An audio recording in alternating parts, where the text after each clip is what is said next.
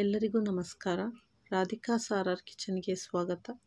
ನಾನಿವತ್ತು ಒಂದೆಲಗ ಸೊಪ್ಪಿನ ಸ್ಯಾಲಡ್ ಮಾಡ್ತಾ ಇದ್ದೀನಿ.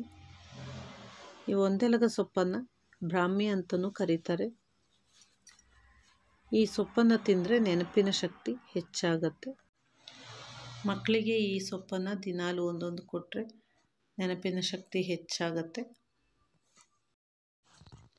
ನಾನಿಲ್ಲಿ ಸ್ವಲ್ಪ ಒಂದೆಲಗ ಸೊಪ್ಪನ್ನು ತಗೊಂಡಿದ್ದೀನಿ.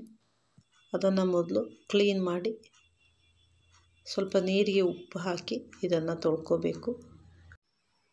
ಯಾವುದೇ ತರಕಾರಿ ಆಗಲಿ ಸೊಪ್ಪಾಗಲಿ ತೊಳೆಯುವಾಗ ಅದಕ್ಕೆ ಸ್ವಲ್ಪ ಉಪ್ಪು ಹಾಕಿ ತೊಳ್ಕೊಬೇಕು.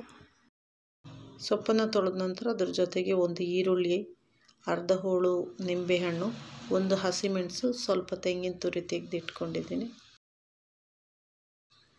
ನಂತರ ಒಂದೆಲಗ ಸೊಪ್ಪನ್ನು ಸಣ್ಣದಾಗಿ ಕಟ್ ಮಾಡ್ಕೋಬೇಕು. ಅದಕ್ಕೆ ಒಂದು ಈರುಳ್ಳಿಯನ್ನು ಸಣ್ಣದಾಗಿ ಕಟ್ ಮಾಡಿ ಹಾಕಿ, ಒಂದು ಹಸಿಮೆಣಸನ್ನು ಕಟ್ ಮಾಡಿ ಹಾಕ್ಕೋಬೇಕು. 1/4 ಟೀ ಸ್ಪೂನ್ ಉಪ್ಪು ಹಾಕಿ, 1/4 ಟೀ ಸ್ಪೂನ್ ಒಳ್ಳೆಮೆಣಸಿನ ಪುಡಿಯನ್ನು ಹಾಕ್ಕೋಬೇಕು. ನಂತರ ಅರ್ಧ ಹೋಳು ನಿಂಬೆಹಣ್ಣಿನ ರಸವನ್ನು ಹಿಂಡ್ಕೋಬೇಕು. ಅದಕ್ಕೆ 1 ಟೀ ಸ್ಪೂನ್ ಆಲಿವ್ ಆಯಿಲ್ ಹಾಕ್ಕೊಳ್ಳಿ, ಇಲ್ಲದಿದ್ದರೆ ತೆಂಗಿನೆಣ್ಣೆ ಹಾಕ್ಕೊಂಡು ಅದನ್ನು ಚೆನ್ನಾಗಿ ಮಿಕ್ಸ್ ಮಾಡ್ಕೋಬೇಕು. ಅದಕ್ಕೆ ಸ್ವಲ್ಪ ತೆಂಗಿನ ತುರಿಯನ್ನು ಹಾಕ್ಕೊಳ್ಳಿ. ಈ ಸ್ಯಾಲೆಡ್ಗೆ ಈರುಳ್ಳಿ ಮತ್ತು ತೆಂಗಿನ ತುರಿಯನ್ನು ಸ್ವಲ್ಪ ಹೆಚ್ಚು ಹಾಕ್ಕೋಬೇಕು.